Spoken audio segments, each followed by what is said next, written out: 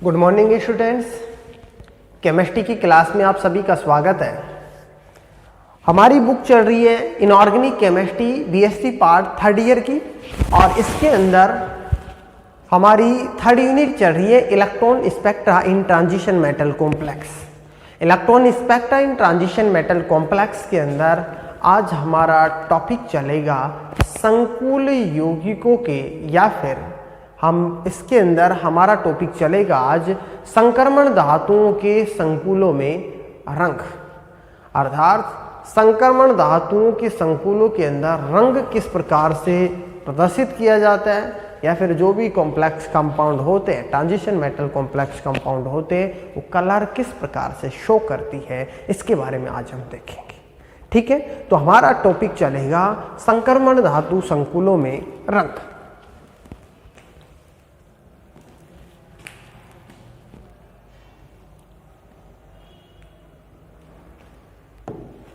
Topic है संक्रमण धातु संकुलों में, धातु संकुल यौगिकों में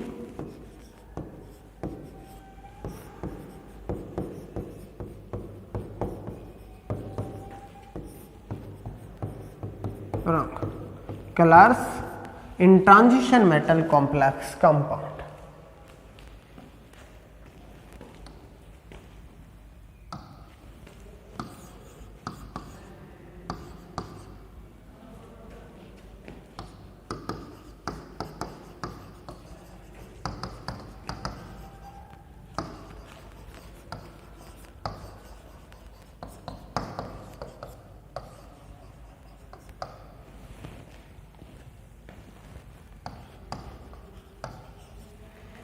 कलर्स इन ट्रांजिशन मेटल, कलर इन ट्रांजिशन मेटल कॉम्प्लेक्स कंपाउंड। ठीक है, इसके बारे में आज हम देखेंगे। ठीक है, देखो ये हमारा टॉपिक चलेगा। सामान्यतः जो संकुल यौगिक होते हैं, इनके अंदर यदि हम रंगों की बात करें तो इसके अंदर रंगों की प्रमुखतः संक्रमण धातुओं के अंदर दो प्रकार से, इसके अंदर दो कारण होते हैं जिनके कारण जो संक्रमण धातु परमाणु होते हैं या संक्रमण धातु संकुल यौगिक होते हैं वो रंग प्रदर्शित करते हैं। एक तो होता है डी ट्रांजिशन और दूसरा होता है चार्ज ट्रांसफर स्पेक्ट्रा। ठीक है, तो यहाँ हम बात करें तो इसके अंदर हम ये लिख सकते हैं संक्रमण धातु संकुलों यौगिकों के अंदर जो रंग प्रदर्शित करने का दो कारण होते हैं। एक तो होता है डी ट्रांजिशन और दूसरा चार्ज ट्रांसफर स्पेक्ट्रा। संक्रमण धातु संकुलों में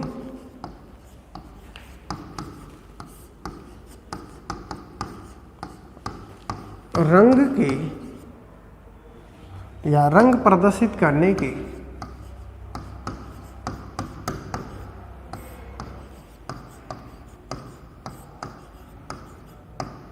दो कारण होते हैं।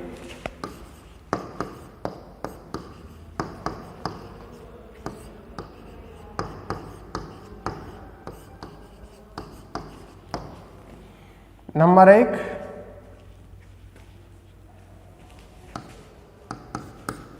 डी ट्रांजिशन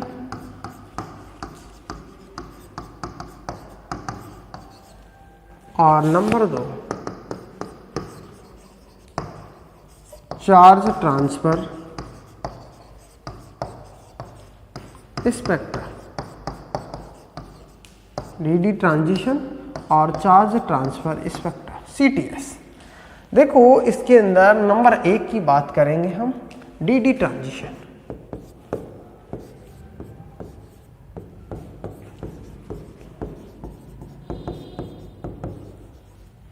डी ट्रांजिशन,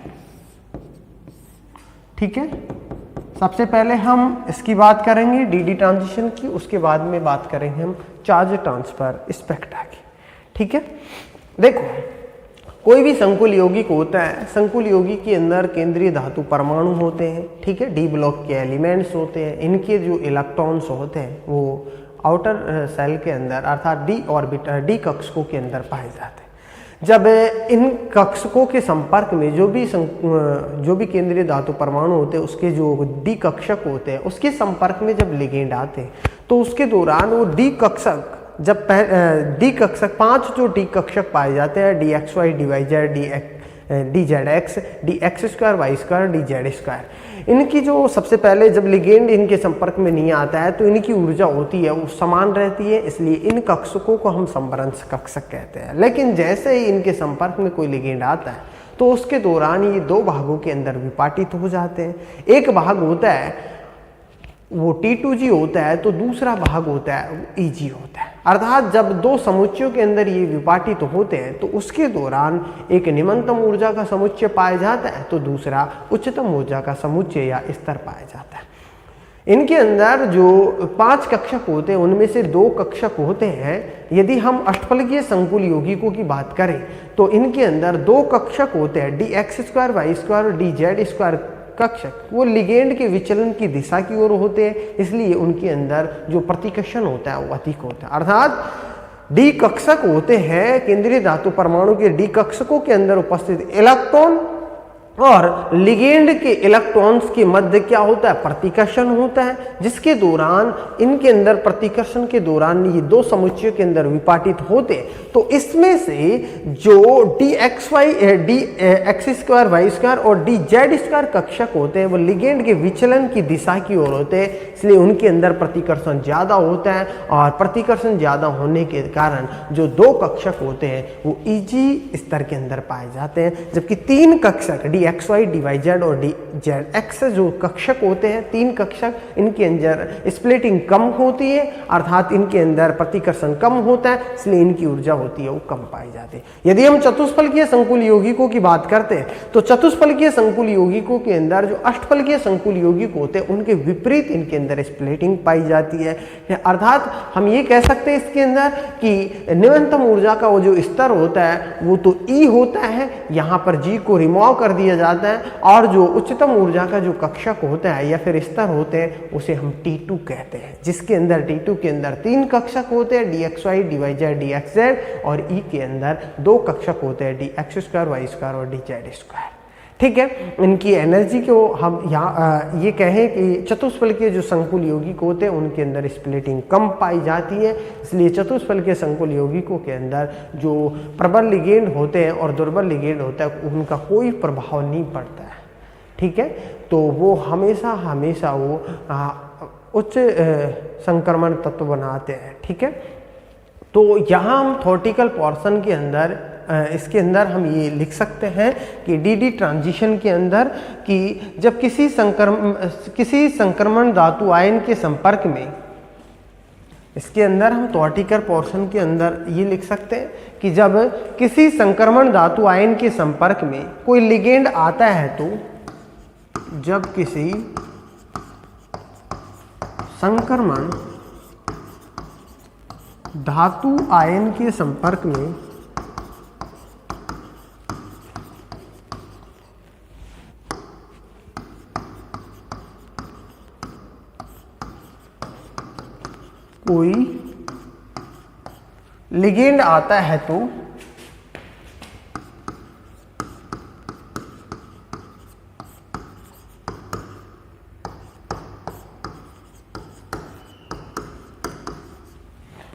कोई लिगेंड आता है तो डी कक्षकों की समभ्रंशता समाप्त हो जाती है।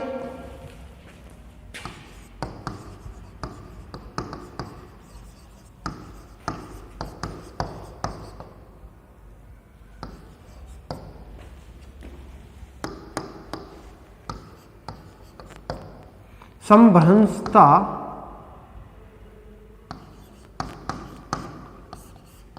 समाप्त हो जाती है।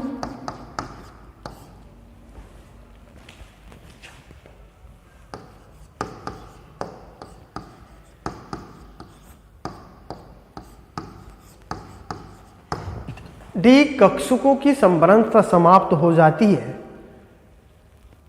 तथा क्रिस्टल की ज्यामिति के अनुसार डी कक्षकों का विभाजन हो जाता है।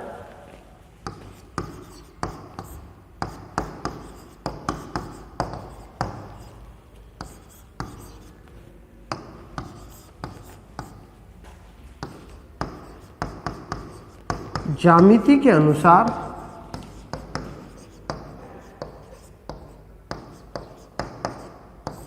डी कक्षकों का विभाजन हो जाता है।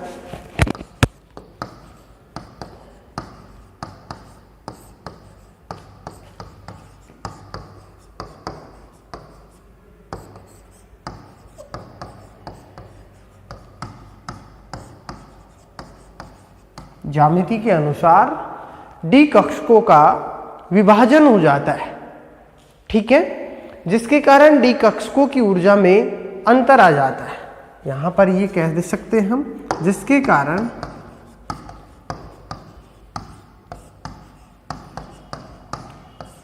डी कक्षकों की ऊर्जा में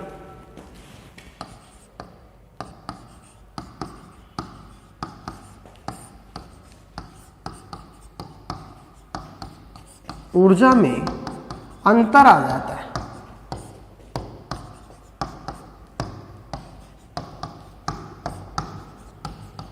ठीक है, नेक्स्ट हम इसके अंदर ये कह सकते हैं, इसके अंदर देखो, अर्थात हम ये कह सकते हैं कि अष्टफलकीय क्षेत्र में T2G की तुलना में EG कक्षकों की ऊर्जा अधिक होती है।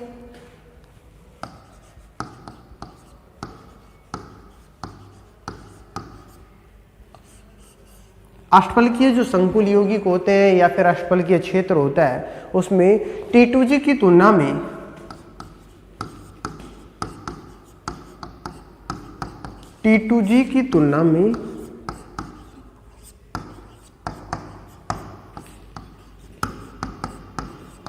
EG कक्षकों की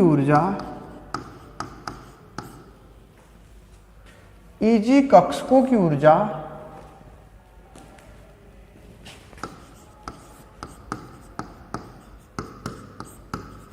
अधिक होती है।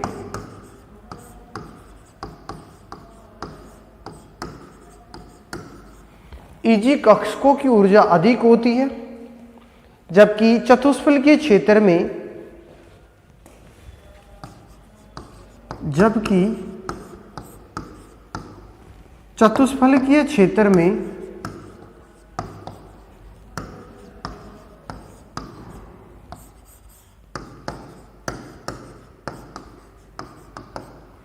A की तुलना में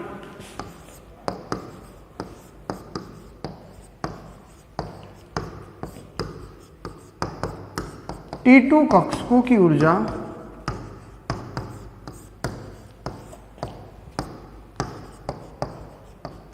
अधिक होती है।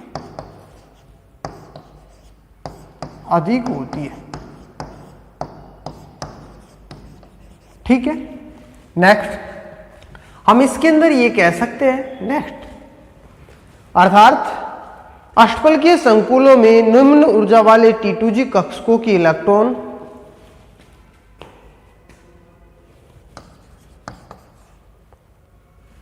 अष्टफलकीय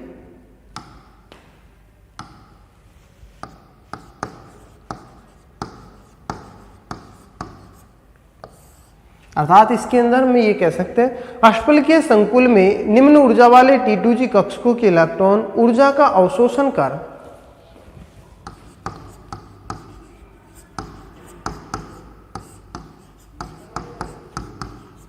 निम्न ऊर्जा वाले T2G कक्षकों के इलेक्ट्रॉन ऊर्जा का अवशोषण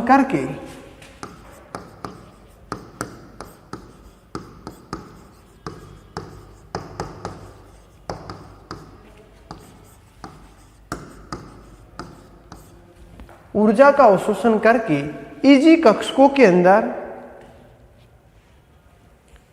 चले जाते हैं। EG कक्षकों में चले जाते हैं। अतः हम ये कह सकते हैं इस प्रकार के संक्रमण निकट अवरक्त दृश्य अतः इस प्रकार के संक्रमण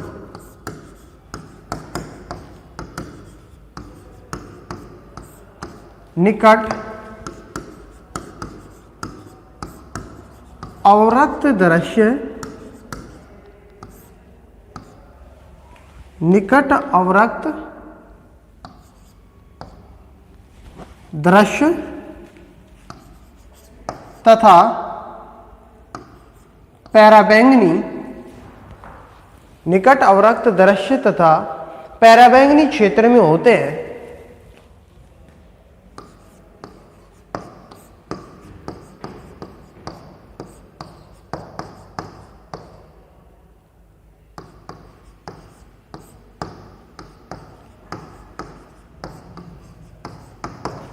पैराबैंगनी क्षेत्र में होते हैं तथा इनकी परास तथा अतः इस प्रकार के डीडी ट्रांजिशन यहां से हम लिख सकते हैं। अतः इस प्रकार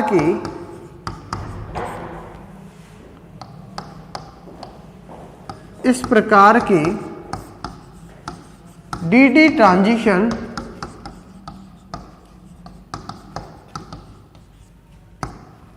ट्रांजिशन सामान्यतः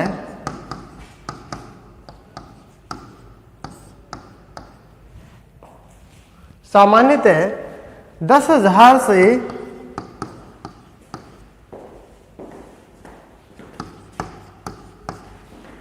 30,000 सेंटीमीटर इनवर्स की परास में पाए जाते हैं। ठीक है, अर्थात हम इसके अंदर ये कह सकते हैं इस प्रकार के इलेक्ट्रॉन संक्रमण में, इस प्रकार के इलेक्ट्रॉनिक संक्रमण में इलेक्ट्रॉन का ट्रांजिशन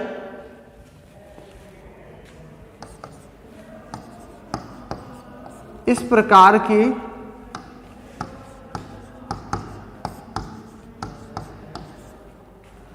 इलेक्ट्रॉनिक संक्रमण में इलेक्ट्रॉनिक ट्रांजिशन में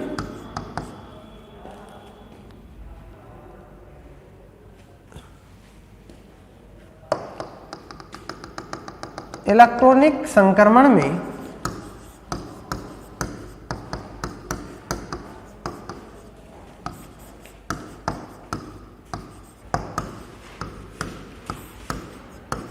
इलेक्ट्रॉन का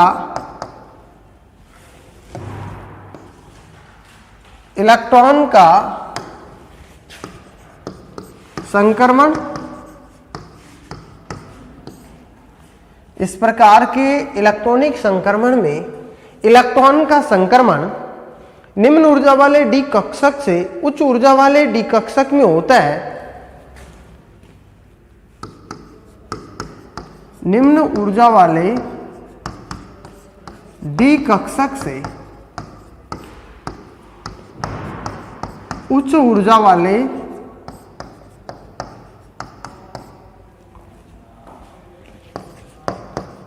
डी कक्षक में होता है।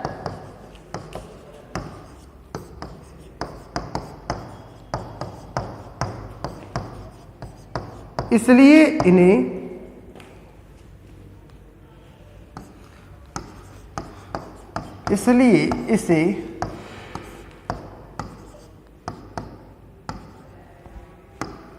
इसे डीडी ट्रांजिशन कहते हैं।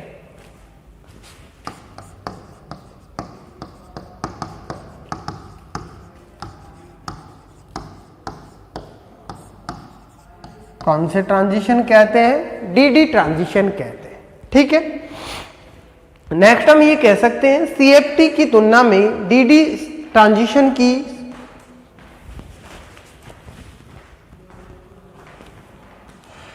CFT DD ट्रांजिशन की सफलतापूर्वक व्याख्या करती है, जबकि हम यहां पर ये कह सकते हैं CFT DD ट्रांजिशन की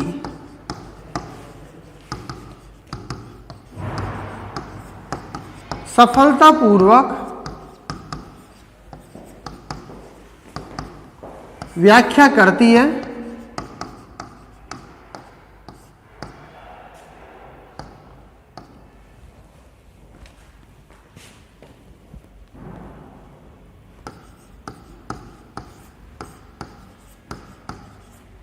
CFT DD ट्रांजिशन की सफलतापूर्वक व्याख्या करती है, क्योंकि CFT के अनुसार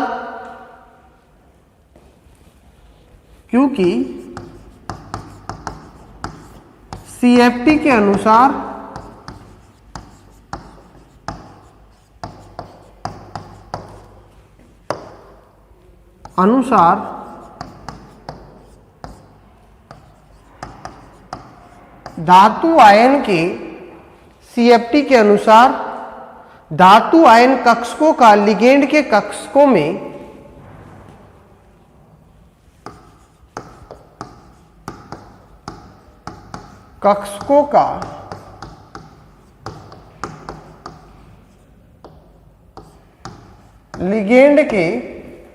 धातु आयन के कक्षकों का लिगेंड के कक्षकों से कोई अतिव्यापन नहीं होता है,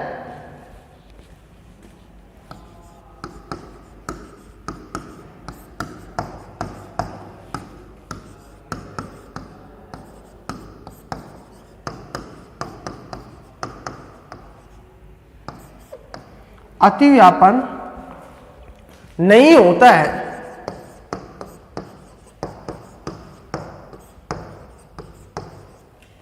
कोई अतिव्यापन नहीं होता है। तो इलेक्ट्रॉनिक संक्रमण धातु आयन के शुद्ध डी कक्षकों के मध्य होता है। इलेक्ट्रॉनिक संक्रमण धातु आयन के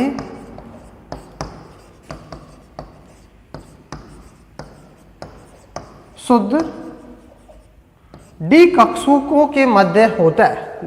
इलेक्ट्रॉनिक संक्रमण धातु आयन के शुद्ध डी कक्षकों के मध्य होता है, शुद्ध डी कक्षकों के मध्य होता है।